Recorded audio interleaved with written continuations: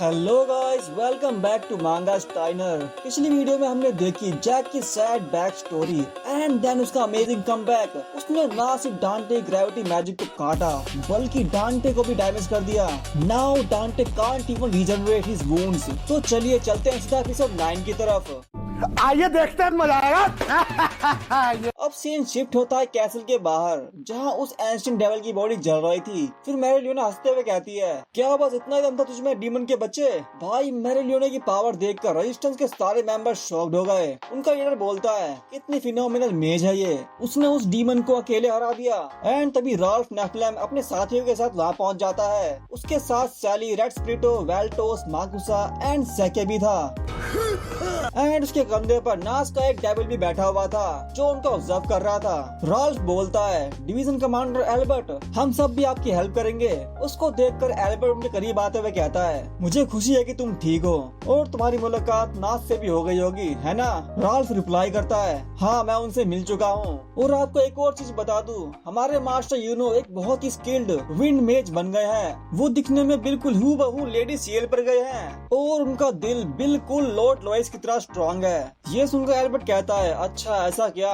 फिर वो मन में कहता है, क्या विंड मैजिक? तो अगर मास्टर यूनो और बाकी लोग साथ है तो शायद अभी भी उम्मीद बाकी है। एंड तभी हम नास के दूसरे डेविल को देखते हैं जो कि लांग्रेस की शैडो में से निकल रहा होता है और वहाँ की सिचुएशन ऑब्जर्व करके सीधा शॉर्डेट और रिल के पास पहुँच जाता है। एंड वहाँ का भी सीन ऑब्जर्व करता है एंड डायरेक्ट नास के पास जाके उसे पल पल की खबर देता है। उन सब की फाइट्स के बारे में सुनकर नास सरप्राइज होकर बोला, लगता है हमारे किंगडम के स्ट्रॉन्गेस्ट मैजिक नाइट्स शायद मेरी उम्मीद से भी ज्यादा स्ट्रॉन्ग निकले। फिर वो मन में कहता है, अभी घबराने की कोई जरूरत नहीं है, अंडरवर्ल्ड का गेट खुलने में भी काफी समय बाकी है। एंड फिर हम जैक और डांटे को देखते हैं। जैक डांटे को नॉन स्टॉप स्लैश पे स्लैश मार रहा है और वही डांटे हंसते हुए कहता है, क्या बात है, तो तुम भी मुझे एंटरटेन कर सकते हो।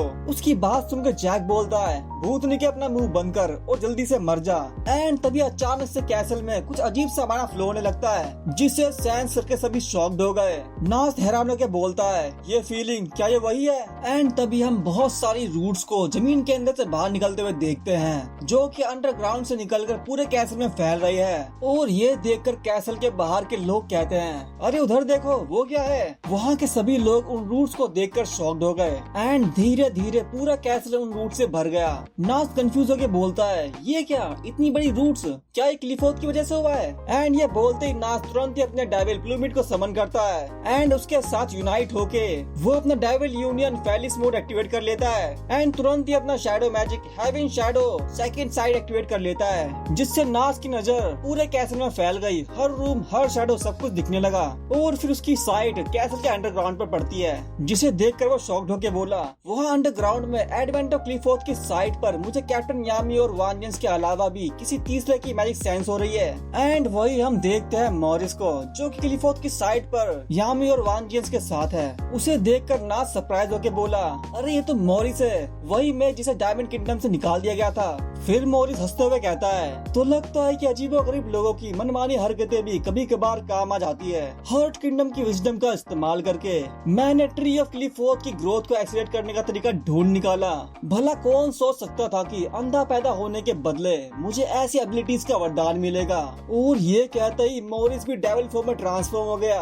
फिर वो हंसते हुए कहता है, एक डेविल होस्ट की एबिलिटीज, डेविल्स की पावर की मदद से मेरी मैजिक ने ये मुमकिन कर दिया है। अब मैं लोलोपेस्का की विजडम तक को भी एक्सट्रैक्ट करके ट्रांसप्लांट कर सकता हूँ। वैसे लोलोपेस्का हर्ट किंगडम की प्रिंसेस है। फिर नास घबरा के मन में कहता है, मुझे नहीं पता कि वो कैसे कर रहा है, लेकिन क्या मॉरिस गेट के लिए एक एक्सीलरेटर की तरह काम कर रहा है? Damn it, the gate of the underworld तो खुल रहा है। भाई नास के प्लान की तो धज्जियां उड़ गई है। मॉरिस किसी कैटलिस्ट की तरह ट्री ऑफ क्लिफोर्ड के गेट को और तेज खोल रहा है। भाई ये ट्विस्ट नहीं ट्विस्टर है। चीटिंग करता है तू,